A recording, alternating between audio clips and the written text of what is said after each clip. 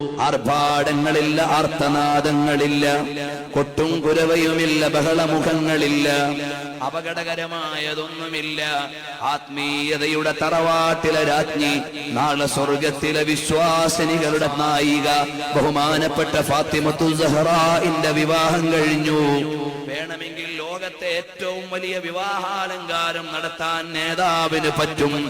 പക്ഷേ നബി സല്ലല്ലാഹു അലൈഹി വസല്ലം തങ്ങൾ മനോഹരമായ ആ ചടങ്ങിനെ ലളിതമായി അവതരിപ്പിച്ചു നൽകി.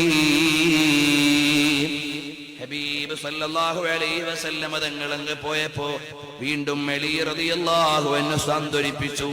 അങ്ങനെ സുമുഖമായ ഒരു ജീവിതത്തിന്റെ സുതാര്യമായ വഴിയിലേക്ക് നവദമ്പതികൾ ജീവിതത്തിൽ പദമൂന്നി മുന്നോട്ട് പോകുമ്പോ ബഹുമാനപ്പെട്ട ഫാത്തിമ റളിയല്ലാഹു അൻഹയ്ക്ക് കൊടുത്തുവിട്ടത് എന്താണ്?